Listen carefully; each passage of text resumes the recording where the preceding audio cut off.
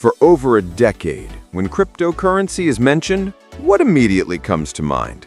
Is it the green and red candles jerking violently, accounts being long, short liquidated in the blink of an eye, or centralized exchanges, CEXs like Binance and Coinbase holding absolute power over life and death? We have become accustomed to viewing crypto as a giant casino. In this venue, Binance is the house, and we are the gamblers. However, world economic history has proven no nation or economy can prosper permanently solely through speculation. Today, we will dissect a naked truth. Why is Binance, a giant with a trading volume of $60 billion per day, completely powerless to bring actual production onto the blockchain? And why is Pi Network, a project often mocked as mining on a phone, quietly executing the fourth industrial revolution on Web3, starting with a historic handshake with CiDi Games? Sit tight, because the following data and analysis will completely change how you view the future of your wallet. Part 1. Binance and the trap of the super risk asset market. Let's look at Binance. For over a decade, they and other CEXs have done one thing very well: creating a market. According to data from CoinGecko, during peak periods, the total volume of derivatives trading on CEXs is 3 to 5 times higher than spot trading. What does this mean? It means 70 to 80% of the money flowing in the crypto market is not used to own assets, but to bet on price fluctuations. Binance has built a financial empire, but they have not created productive forces. Their power revolves around leverage, liquidation, and fee collection. It's the model of a high-end casino, not the model of an economy. CEXs do not create real applications. They don't help a business sell one extra shirt, nor do they help a game developer earn a stable living. And now that very model is coming back to bite them. The case of Binance paying a $4.3 billion fine to the U.S. Department of Justice is not just a legal issue. It exposes a fatal flaw in the CEX model: the lack of standard digital identity, KYC, KYB, and the lack of control over real capital flows. They pride themselves on anonymity to attract gray money, but that is exactly what prevents legitimate businesses from entering. A car manufacturer or a major game studio cannot put their supply chain on Binance because they cannot do business on such a legally risky platform. CEXs are the masters of hot money, but they cannot, or simply do not want to, build economic infrastructure. They can process 1 million betting orders per second, but cannot handle the tokenization of a game production process or the identification of a digital citizen. That is why, despite holding trillions of dollars, CEXs remain just a speculative supermarket, failing to build infrastructure or construct a digital nation. Part 2. 15 years of failure in blockchain gaming.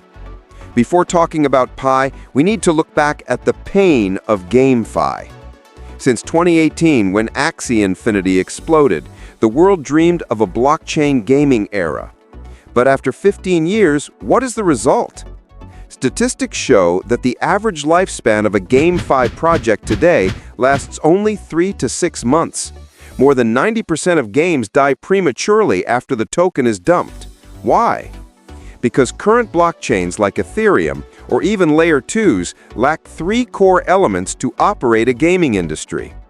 Lack of real users. Current games only have a few tens of thousands of active wallets daily, DAU. This number is microscopic compared to the 3 billion traditional gamers. Massive barriers. Can you imagine teaching an average player how to create a MetaMask wallet, add an RPC network, bridge funds, and then pay $5 to $10 in gas fees just to catch a virtual pet? It is impossible. Weak infrastructure. Ethereum, with 15 to 30 transactions per second, cannot bear the load of a real-time MMORPG. Traditional game studios look at blockchain and shake their heads. They see a mess of scammy tokenomics, Ponzi, rather than gameplay. No industry has been created, just sporadic projects attaching NFTs to sell for money and then disappearing. Part 3. Pi Network and CiDi, the industrialization of Web3. But the story has changed. While Binance is busy dealing with the SEC, Pi Network has silently created a true productive force. The partnership between Pi Network and CiDi Games, a studio owning over 150 titles, is not simply a handshake.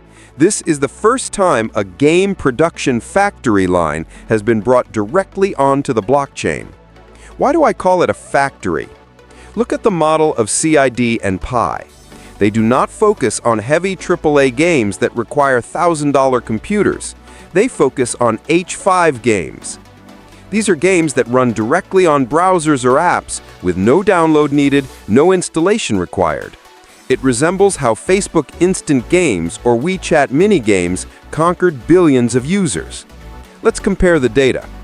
To play games on Ethereum, you need a computer, a cold wallet, and ETH for gas fees. Barrier extremely high. To play games on Pi, you just need to open the Pi browser. The account is ready, identity verified, KYC, and the wallet is integrated. Barrier zero. Pi is not just bringing in one game, they're bringing in the Pi App Studio. This is a tool that allows millions of users, even those who don't know how to code, to participate in the game creation and publishing process. This is the definition of productive forces in the Web3 era. Millions of people are not just traders, but become makers or creators of value. CiDi brings 150 titles. If each game attracts just 0.5% of Pi's 60 million users, that means 300,000 players for each title in the very first week. Do you know how much money a project on Solana or Avalanche has to burn on marketing to reach 300,000 real users, not bots? At least $5 to $10 million. Pi achieves this completely for free thanks to the community network. Part 4. Real liquidity, the death of speculation. This is the most important part. Let's talk about money. Sexes boast about billions of dollars in liquidity, but that is hollow liquidity.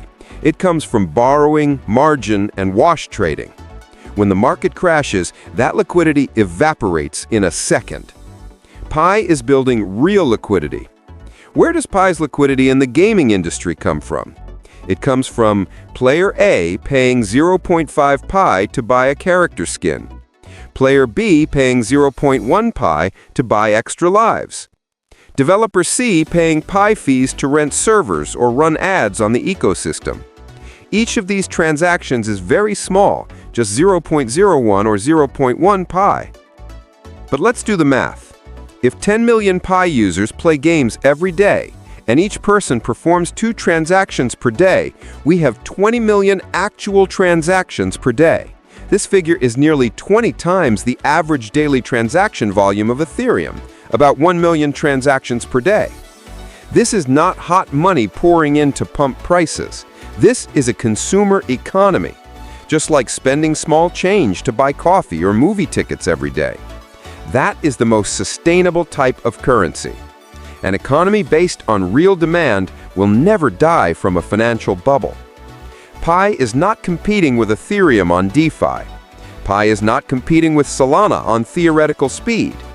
Pi is competing in real life, a place where games are not for earning, but for entertainment, consumption, and connection. Part 5. Macro Vision and Conclusion. Ladies and gentlemen, while 26,000 other coins out there are desperately trying to get listed on Binance to get pumped, Pi Network is doing something 1,000 times harder, building a digital nation.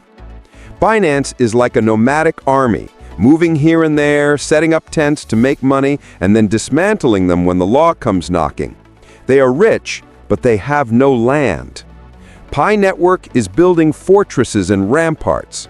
The partnership with CiDi Games, the integration of government standard KYC, KYB, the construction of the Pi App Studio, all are bricks to create an autonomous economy. Gaming is just the first fuse.